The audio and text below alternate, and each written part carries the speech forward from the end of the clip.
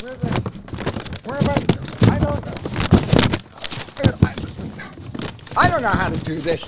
What do you mean? Oh, I'm sorry, John. I was just looking for directions. I'm trying to... Hey, what's got into you? All right? No.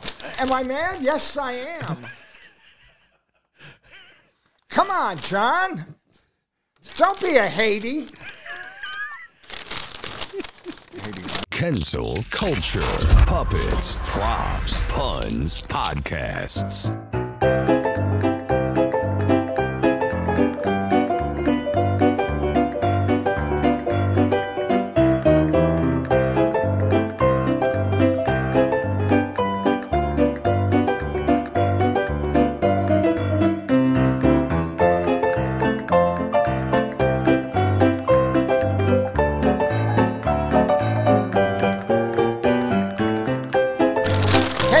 Gentlemen, and thank God for Google Maps. I mean, look at it. Look, and the world is flat right over here. He's right. Proof the world is flat. All Proof. Right. I didn't plan it that way. Hey, ladies and gentlemen, welcome back to another edition of Kensil Culture, the pop culture magazine.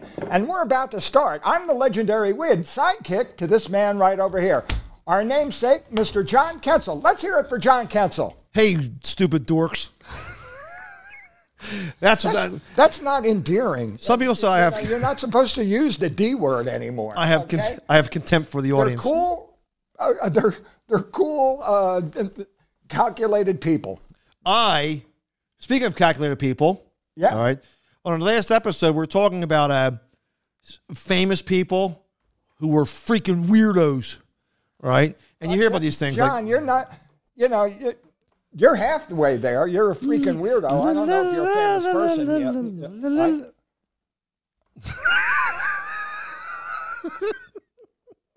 Hey, you're a weirdo, John. But ladies and gentlemen out there are other weirdos who are also famous. And John wants to tell you about them right now. And this isn't Michael Jackson. I wish I had the guts to say what happened, right? All right. What happened where, John? I love my mother very much. She passed away like 4 years ago. And sweet woman, like all our moms are. All our moms are, right? Woman. And you don't realize this till after they pass away. Or they do, but you've missed them. She would give me money and tell me she didn't like you. Yes, I told her that. And because he was always putting his hand through the mailbox. And she hit it with a broom. But no, she liked you a lot. When she saw your female legs in the back of my trucks and called us perverts. But when the cops were in front of my house. It wasn't the cop. True story. It was the captain. Your mom thought I was a weirdo because I had mannequin legs. So that was it. And they called the cops on me, didn't they? Well, I came home one day, and all your stuff was in my truck. He's a prop comedian, and he has two female mannequin legs. When you get close, you can see they're fake. They're plastic looking. But there's an 8th District police captain was there in a white shirt out of his car looking in the back of my truck like, what's this weirdo doing? And I walked in my house and my mom says, see, the cops are here because you and your pervert friends. You see, I'm weirdo, okay? I'll admit. I mean, I'm a prop comic, an artist, and a podcaster, a singer, and but there are a lot of people who are 10 times as famous, 100 times as famous as I who are weirdos also. Like John? Like Michael Jackson. Extremely talented dancer, singer, right? But I just said to my mom, do you think it's a little weird that he sleeps with young boys? And my mom would say, but he could dance. Right? I go, well, she's looking on the bright side of it, Don. I love Michael Jackson. I still, to this day, think his music is like... Oh, it's catchy and it's real good. But it's beyond, anything you hear today. My mom blames his father for his actions with sleeping with little boys. Well, what I heard, it was chemical castration, so he would remain his eunuch voice, okay? Like the castratos of the opera days. That's what my mom said. She said, his dad gave him fruitcake pills. And, is that what killed him? Yes. He OD'd on fruitcake? Okay. No, he had fentanyl or something like that. He was weird, but that's what happens when you're a star from the age of 7. I mean, how much, and Diana Ross is, under her wing. Yeah. And everything. So I guess, Oh, exactly. Oh, speaking of, this is a little side tangent. We'll get back to what we're going to talk about. I know you people with ADD. Paul Lynde. I just saw a new video of Paul Lynde from the Hollywood Squares, a big, effeminate gentleman. Well, he was known for his answers on the Hollywood Squares. Pete, what's his name? Peter Marshall, whose real name is Pete Lecoq. Pete Lecoq, yes. It really is, right? Asked Paul Lynde. I'll take Paul Lynde for the center square. And Pete Lecoq says, Paul, the American Cooking Association says this is the number one reason to beat your meat, right? Now do your Paul Lynde. Yeah, all right. Well, I love it. And he goes, and Paul Lynde goes, and he goes, Paul, this is from the American Cooking Association. Number one reason to beat your meat. And Paul Lynde just goes, loneliness. So anyway, that's a real thing. So anyway, you're playing for big stakes now. Okay, but it is to tenderize the meat. Obviously, that's what I meant with the little hammer. But that wasn't a setup question. But famous people, geniuses who were throughout history were high IQ. They had high IQ too. High Q. No, he's got a high IQ. He has a high IQ. I like you too. Oh, Gotten Himmel. Well, here, Mozart, the famous guy, Mozart. Right. Yes. All right. All right.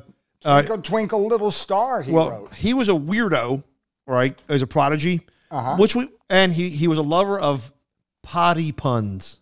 Oh yeah, he wrote something about lick my. Or we can say arse. All right, arse and what can you say? Arse and testicles. I said that nicely, right? He was crazy. This is Mozart. When his wife had a baby, he insisted his baby only be given water as substance. Wow! Right, and the child only survived because his mother-in-law fed the baby in secret. But he loved a good. They only fed the child water. He insisted, but the mother-in-law snuck, hamburgers and hot dogs and Fruit Loops and fruit roll-ups to the baby. He should be decomposing that kid. But it said this. So take notes. It said his greatest foible was his love of a good bathroom joke. People like that. People are very scatological in some, in some ways. I guess back then you didn't have too many things to make jokes about, so you made it about bodily functions. There's a love letter he sent to a teenage paramour, which as a teenage lover girl he had. Mm-hmm. He suggested that she go to the bathroom in her bed, but he says the S word, and to kiss her own behind, whatever that means. And that dirty focus was his whole life. And he wrote these dirty letters in German, and then he switched over to Latin for his puns, right? In fact, he composed music that has the lyrics in Latin. It's difficult to lick my arse and testicles. And he was a freaking weirdo. I only heard about the arse part. I didn't hear that the testicles. That must have been something that, was on the album. Napoleon. Hey, the rumors about him are blown apart. Anyway, also too, for some strange reason, that image of him as a midget with his hand in his thing there was totally not true at all. You ever see the picture of him? Yeah. Napoleon was like 5'7", which was the common height for that time period, right? Right. And I even may think, he has a Napoleonic complex. He's a little guy. Napoleon was standard, all right? He used to he would tell Josephine not to bathe, okay? When he came home from the campaigns he was on, he would write her a letter and say, don't bathe. Is that in there? Yeah. Well, here's one. See how I remember that? That's weird. Napoleon, he survived the War of the Fourth Coalition. It must have been a French war that I don't know anything about. Well, he celebrated by taking his generals, who helped him win the war, on a congratulatory hare hunt, a rabbit hunt, right? So AIDS rounded up thousands upon thousands of rabbits. So he goes out with all the generals for the rabbit hunt, right? And so they released the rabbits so they could hunt them, all right? Okay. And they went backwards, and you know what that is? I know what. A receding hairline. Good God. Right? And, the bunnies saw the rabbits on the horses. Yeah. And the rabbits all run over and attacked Napoleon. They jumped all over him. Thousands of rabbits bit him and jumped all over him. And he chased them away. Then the rabbits regrouped and did it again. Wow. He must have had some food or something in his pocket or something. Why would they just pick on he's a little Napoleon? twerp. A little twerp. I hear, I hear he died because where they had him exiled on St. Helen or Elba, one of those two, the wallpaper in his dining room had arsenic in it. Oh, I've heard that. Arsenic, and over the time, the hot weather and the thing, and you'd be breathing in arsenic. So people fell ill who were there, and a lot of the symptoms of arsenic poisonings were the symptoms that Napoleon had. What's the one where you smell almonds? That's cyanide. Okay, it's a very important poison. That's right. Your boy Sigmund Freud. Now, Sigmund Freud, I was, who was the father of psychoanalysis and would put a lot of things in your dreams, and he was very Freudian sort of. That was in vogue in the 20s, 30s. Wood's right about that, saying it's in vogue because today, psychologists or he was only looked at. Now today, he's only looked at for historical. Every single thing he said has been disproven, but at the time it was a wide thinking range about what caused different issues in your life.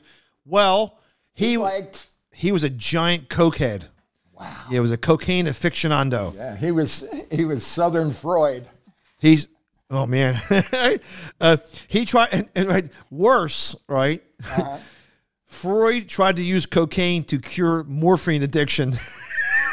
That's called an 8-ball. That's what got Belushi. All right. And it said that, so the friend was hooked on morphine, so he gave him cocaine shots, and it said his friend weighed about 8 pounds.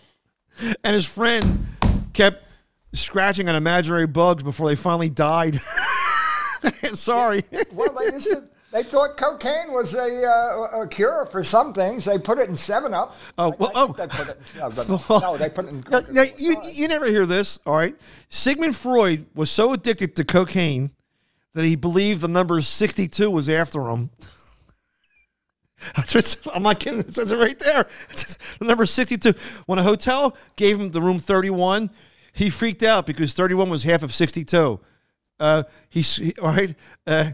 And these were people who thought of as geniuses. Yeah. Everybody knows that's 28's the number that's after you. Yeah, that's right. Or 6 is afraid of. Oh, 6? What? Because it ate 7 or something like that? 6 is afraid of 7? Yeah, that's it. But there's something, a Freudian slip now, I guess, is not a Freudian slip anymore. Yeah. It's a Freudian bustier. Well, there's another one, Sir Arthur Conan Doyle. Oh, he was the one who wrote those fantastic Sherlock Holmes stories. Yes, very, very beloved and very cool, very neat, very intricate. And a smart guy. He was... He studied under a guy named Bell. Yes. Okay, and Bell was he was the one who started the crime investigation. Yeah, CSI. What do you call it? As you see on CSI. Yeah. And deduction and thing that we use today in modern like modern techniques, like fingerprints and clues and stuff like that. What do you call it? Forensic criminologist. Okay. Well, that's a big word, John. Me sleepy. So Arthur Conan Doyle, yes.